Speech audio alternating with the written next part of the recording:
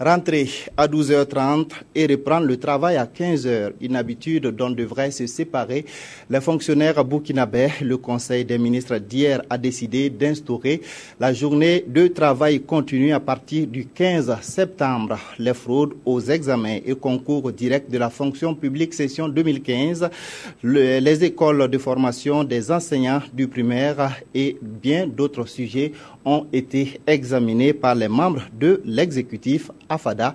Le point avec Salifou Belem et Viviane Tiendrebego. Les travailleurs de l'administration publique et les usagers vont devoir changer leurs habitudes pour s'adapter aux exigences de la journée de travail continue. Le Conseil des ministres a prévu sa mise en œuvre pour octobre 2015. Ça va commencer à partir de 7 heures pour une journée de 8 heures de travail. D'abord, il faut que nous mettions en place un système de contrôle pour que les agents soient présents à leur lieu de service. Bien entendu, il y a la question de la restauration qui doit être prise en compte. Le ministère de la fonction publique entend poursuivre sa traque de la fraude dans les concours. Le Conseil a marqué sa fermeté et a indiqué que ceux qui avaient trempé dans les fraudes devaient être sanctionnés.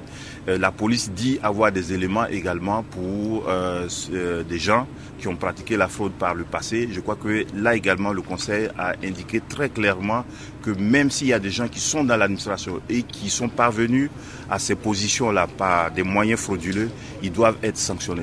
Et selon le ministre en charge de la justice, les procès seront programmés au mois de septembre. Le Conseil des ministres s'est aussi intéressé au cas des écoles privées de formation d'enseignants du primaire. Pour l'année scolaire qui vient de s'écouler, 65 de ces écoles étaient fonctionnelles. Ces écoles privées ont formé au total 12 080 enseignants.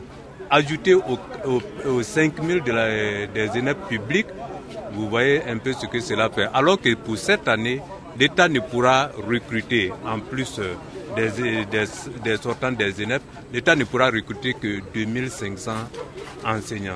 Pour cette année, 54 autres écoles de formation ont reçu l'autorisation d'ouvrir à la condition d'avoir en leur sein une école annexe. L'autre sujet qui a retenu l'attention du Conseil, ce sont les normes et conditions de déversement des eaux usées.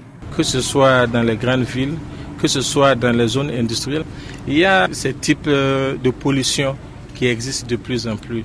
Aucun technicien ne pouvait en fait prendre les mesures adéquates pour sanctionner en tout cas les pollueurs. Maintenant, ils ont les éléments nécessaires, ils ont tout l'arsenal juridique approprié pour mener à bien leur mission. Les membres du gouvernement ont également recommandé le port du faso d'Anfani pour la célébration du 8 mars prochain. Le ministère en charge du dossier prévoit d'autres innovations. Nous avons supprimé le déjeuner officiel. Cette année, nous avons pu économiser 18 millions de francs CFA qui nous aident à autofinancer certaines de nos activités qui n'étaient pas budgétisées. Les travaux du Conseil des ministres de ce 2 septembre ont duré de 9h à 19h.